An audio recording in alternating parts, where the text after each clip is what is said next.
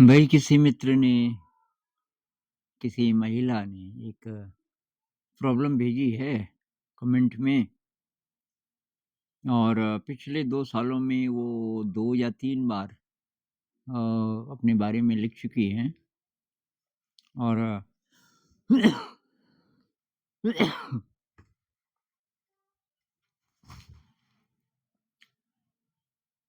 अ, problem ये है कि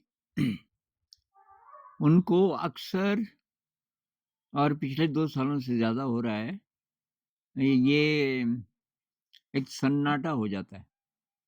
कोई थॉट नहीं,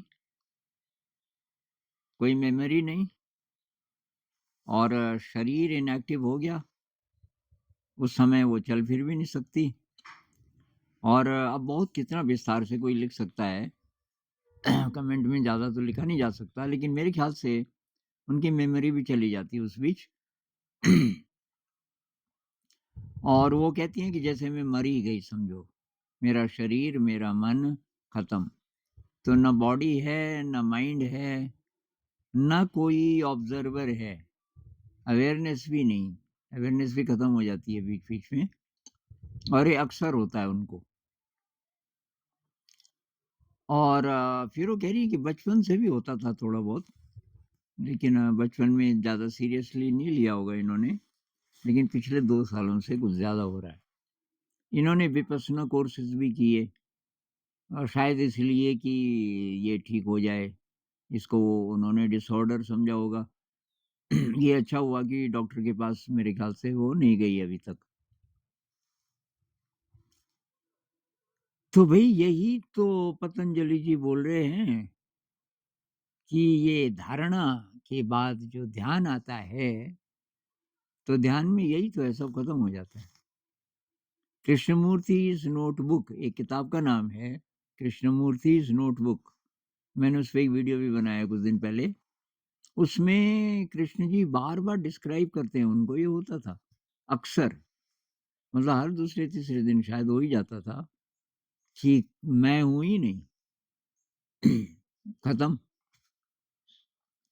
लेकिन ज़्यादातर ऑब्ज़र्वेशन तो उनको मतलब दिखता तो था। 2 चीज़ें थी उनके साथ, एक तो ये कि दिख रहा है, मतलब वो अवेयर हैं, लेकिन बाकी खत्म हो गया। और देखने वाला भी नहीं है, कि केवल ऑब्ज़र्वेशन है, एक तो ये। लेकिन उनको ये भी होता था कि पूरा ही खत्म हो गया। इसलिए बहुत बार वो, जैसे कोई आए हैं गाड़ी लेके, उनको लेने के लिए कहीं जाना है, तो पीछे की सीट में वो कहते थे अगर मैं लेट जाऊँ, तो मुझे छेड़ना नहीं, मैं अपने आप उठूँगा। तो मान लीजिए कि पहुँच गए जहाँ जाना था और वो अभी भी लेटे हुए हैं, तो उनका मतलब होता था छेड़ना नहीं। तो लेट थे इसलिए नहीं थे कि उनको नींद आती थी। ये वो स्टेट थी कि अब वो बिल्कुल आउट होने वाले हैं। तो ये वही होता है संत लोगों को। रमण महर्षि जी को तो कितने साल तक, मेरे ख्याल से 17 साल तक तो वैसे ही रहे, जैसे कि डेड बॉडी हो, और लोग देखभाल करते रहे। कहते हैं कि जब वो घर छोड़ के गए, कितने 15 ही साल के थे, और तो उनको पहले ही हो गया था, घर में ही कुछ हो गया था, लेकिन अभी इस काबिल थे कि ट्रैवल कर सकते थे। और गए, और वो ये जो तिरुवन्नमलाई बोलते हैं जिसको, जहाँ उनका आश्रम है अभी, तो उस इलाके के बारे में उन्होंने पढ़ा था किसी किताब में, तो वहाँ पहुँच गए, और वहाँ एक मंदिर में बैठ गए, पीठ लगा के दीवार पे। और वो कहते हैं कि अब उनको कई जैसे 15-16 दिन हो गए, तो वहाँ पे जख्म हो गया पीठ पे, जो दीवार पे जो टिका हुआ हिस्सा था, लेकिन उनको कोई होश नहीं। पुजारी जी ने देखा 1-2 दिन, और पुजारी जी भाग गए वहाँ से कि अब ये तो मर जाएगा, तो मेरे ऊपर आएगी बात। तो वहाँ की महिलाएँ आती थी, वो शायद शिव जी का मंदिर था, आप पढ़ लेना, बहुत साल पहले मैंने पढ़ा था उनके बारे में। तो वो फल और दूध चढ़ाने कुछ महिलाएँ आती थी। तो जब उन्होंने देखा और उन्होंने पता किया, किससे पता करें? तो पुजारी दिन सुबह तो आ जाते थे ना, पुजारी जी को बोला कि ये कौन है? कि जी मैं नहीं जानता, और मैं तो रात रहता भी नहीं यहाँ। अरे! ये इसको कोई खाना भी खिलाता है? क्या मैं तो इनको छेड़ता नहीं हूँ। तो वो महिलाएँ ये फलों को केला वगैरह मैश करके दूध के साथ जो चढ़ावे के लिए लाती थी, ज़बरदस्ती मुँह खोल के और तब ज़रा अंदर डालती थी। इस तरीके से उसको बचा के रखा। फिर के कुछ दिन बाद क्या हुआ कि बच्चे परेशान करने लगे उनको। जैसे अब पुजारी चला गया घर या आया नहीं अभी सुबह, तो वो परेशान क मतलब पत्थर भी मारने लग गए। तो कि एक साधु था बहुत खतरनाक डंडे वाला, उस साधु को पता चला। वो आया और उसने देखा बच्चे उस समय भी थे, बच्चे बहुत बड़े सब काँपते थे उनसे। आज के बाद तुम यहाँ दिखे तो फिर देख लो, तो सारे बच्चे तो भाग गए। पर ये बाबा जी ने सोचा कि ये यहाँ सेफ ये है नहीं। उन बाबा जी के बारे में उस किताब में लिखा था कि उनको जो चीज़ चाहिए होती थी बाज़ार जाते थे, जैसे मान लीजिए दुकान पे गए, हाँ, ये रख, ये ब्रेड रख, ये रख, ये रख, ज़रा आटा रख, ज़रा चावल रख, ज़रा दाल रख। अब मान लीजिए कि लाला जी नए हैं, नहीं जानते इनको और लाला जी बोलते हैं, "जी इतने रुपए हो गए," तो एक डंडा मारते थे। "फिर बोल।" और तब जो अड़ोसी-पड़ोसी थे उसको इशारा करते थे कि चुप, कुछ मत बोल। तो तब वो नए-नए जो लाला जी लोग हैं उनको पता चलता था कि इनके साथ कुछ नहीं बोलना। तो कि ये कैसा बाबा है? अरे कि धन्य समझ कि वो तेरा सामान ले रहे हैं, वो तो बहुत पहुँचे हुए हैं। तो इस तरीके के थे। तो वो कि ले गए उनको और किसी गुफ़ा में, ऐसी गुफ़ा थी जो बाहर से नज़र नहीं आती थी, सुरंग जैसी अंदर की तरफ, वहाँ रहा ये बच्चा। बच्चा मतलब जब 15 साल के थे तब चले गए थे, 17 साल तक लगभग उसी स्टेट में। तो ये जिस दोस्त ने ये लिखा है कमेंट, इनको 2 साल हो गए और अक्सर इस स्टेट में चली जाती हैं और अब वो कह रही हैं कि इसमें से मैं बाहर कैसे निकलूँ? तो भाई बाहर कहाँ निकलना है? फिर वापस जगत में। तो कहते हैं कि जब अवेकनिंग हो जाती है, एनलाइटनमेंट शब्द का किसी ने बोला गुरुजी उपयोग मत करो ये कन्फ्यूजिंग है। एनलाइटन तो उसको बोलेंगे जो राग द्वेष से फ्री हो गया, पहुँच ही गया। तो अवेकनिंग बोलेंगे कि झलक मिली और किसी को एक ही बार मिली, उसको पकड़ने की कोशिश कर रहा है, किसी को अब ये लगातार रहने लग गया। तो अगर ज़्यादा-ज़्यादा रहने लग गया तो तब एक लड़ाई शुरू होती है। आपका जो अहंकार है, मैं की परिभाषा है वो खत्म हो रही है। मैं की परिभाषा के साथ आपकी दुनिया जुड़ी हुई है, आपके सपने जुड़े हुए हैं। क्योंकि अब अ, ये जो दोस्त हैं जिन्होंने लिखा ये पढ़ी-लिखी हैं, तो ये जॉब के लिए तैयारी कर रही होंगी। तो अब इनके दिमाग में ये है कि मैं तो फिर किसी काम की नहीं रहूँगी, ना मैं जॉब कर सकती, ना मैं परिवार बसा सकती और फिर क्या होगा और मेरी देखभाल कौन करेगा और मैं ऐसे ही रह जाऊँगी क्या? भई संसार खींच रहा है आपको, आपकी देखभाल हो रही है ना, परिवार में कोई है, मैं जानता हूँ उनके एक भाई हैं, बड़े भाई यहाँ भी आए थे, तो और वो भी विपश्यना मेडिटेशन करते हैं, वो तो देखभाल कर ही रहे हैं आपकी, चिंता काहे की है? तो इसको टाइम दो, ये कब तक रहेगा? कभी तक भी रह सकता है, इसको एक्सेप्ट करो। और कुछ लोगों को तो बहुत ज़्यादा दर्द भी होता है, फिज़िकल भी।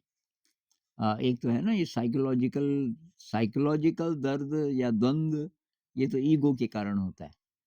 क्योंकि आपकी जो फ़ॉल्स पर्सनैलिटी है, जो आपका झूठा व्यक्तित्व है, अहंकार वाला, वो ख़त्म हो रहा है।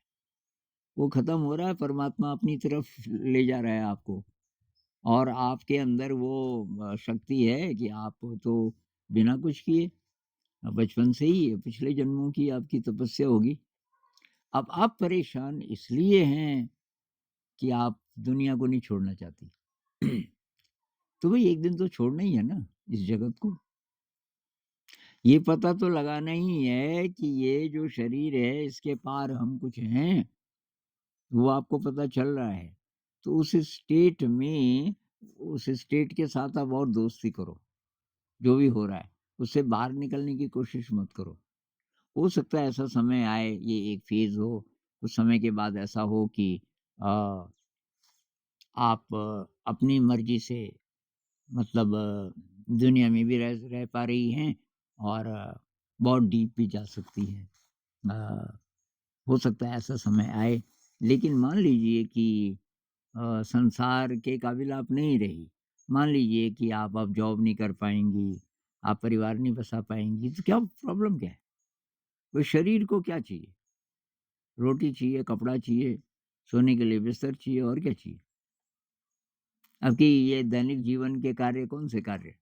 आप मदद करेंगे, अभी मैं बीमार था, मेरी मदद इन लोगों ने की। अब मान लीजिए कि आप बीमार होती, हाथ-पैर काम ना करते, तब क्या होता? तभी तो कोई देखभाल करता ना।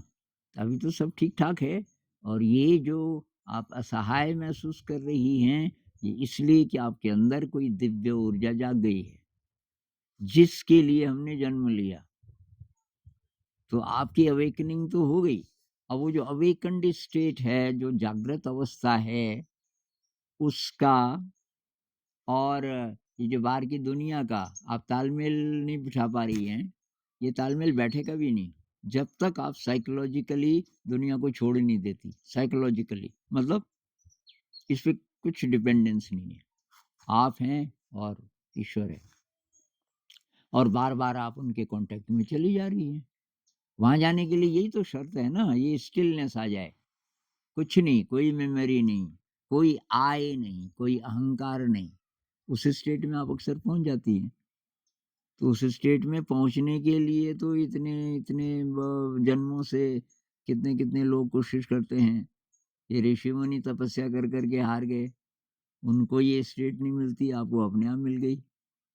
ऐसा शायद बहुत लोगों के साथ होता होगा कि पहुँच गए बहुत नज़दीक, परमात्मा ने हाथ पकड़ा हुआ है, आजा बेटी और आप बोल रहे हो कि कहाँ आजा? तो मैं मेरी नौकरी लगेगी कि नहीं? तो मैं तो ऐसे ही रह जाऊँगी। मेरी शादी होगी कि नहीं? मैं परिवार बसाऊँगी कि नहीं? लोग मेरे पे हँसेंगे, लोग बोलेंगे पागल हो गई, पागल-पागल करके चिढ़ाएँगे। ये है अहंकार। आप दुनिया की नज़र में सही रहना चाह रही हैं, दुनिया की आपको ज़्यादा परवाह है जिसको छूट ही जाना है एक दिन। आपको उसकी कद्र नहीं है कि मुझे दिव्य जगत से कोई बुला रहा है। अब इस द्वंद से आप कितनी जल्दी निकल पाती हैं, निकलने का मतलब ये नहीं कि सांसारिक हो जाएँगी। निकलने का मतलब ये होगा कि आपने संसार को साइकोलॉजिकली एक तरफ रख दिया। भई मुझे नहीं है ज़रूरत, मुझे क्या काम दुनिया से, ऐसे भजन होते हैं ना, मेरा तो बस वही है। ऊपर वाला कहो, अंदर वाला कहो, परमात्मा कहो, अल्लाह कहो, कुछ भी कहो, कोई विराट शक्ति है अ उसके संपर्क में आप आ गई हैं। तो भई उसके संपर्क में आ गई, अब उसके साथ ही रहो, ज़्यादा-ज़्यादा। अब प्रॉब्लम क्या है? कोई प्रॉब्लम नहीं। दर्द का आपने ज़िक्र किया नहीं, फिज़िकल पेन होता है? फिज़िकल पेन शायद आपको नहीं होता, हो भी जाए तो क्या फ़र्क पड़ जाएगा? लेकिन कृष्णमूर्ति जी को बहुत दर्द होता था। तो अति दर्द हो तब भी मत घबराओ, अति ब्लिस की फीलिंग हो तब भी मत उससे चिपको। ये तो सब आने-जाने हैं। तो ब्लिस से मतलब नहीं है, दर्द से मतलब नहीं है। आएँगे, गुज़रेंगे इस शरीर से, चले जाएँगे। और संसार से वैराग्य को डेवलप करना है कि भई मुझे संसार में कुछ करना है, इसके लिए नहीं है माए। पहले अपने साथ कुछ करना है, तब हो जाए कुछ अच्छा काम।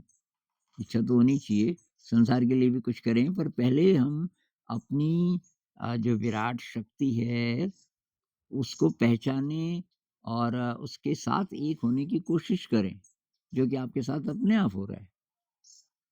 तो भई अगर आपको मेरी बात समझ आ रही है, इसको एक्सेप्ट करो और परिवार वालों को पता चल ही गया होगा, उनको ये बोलो कि अब ये मत सोचना कि मैं संसार में कुछ करूँगी, कि मैं नौकरी करूँगी, परिवार बसाऊँगी। हो सकता है कि बस आपको ही मेरी देखभाल करनी पड़े, तो आप तैयार हो? और मेरे ख़्याल से वो तैयार होंगे। अगर आप इस तरीके से उनको समझा सको तो, कि ये जो हो रहा है, ये कोई डिसऑर्डर नहीं है, ये साधना का हिस्सा है और आपको तो बचपन से होता है। तो थोड़ा गौर करना मैंने जो-जो बोला। नमस्कार।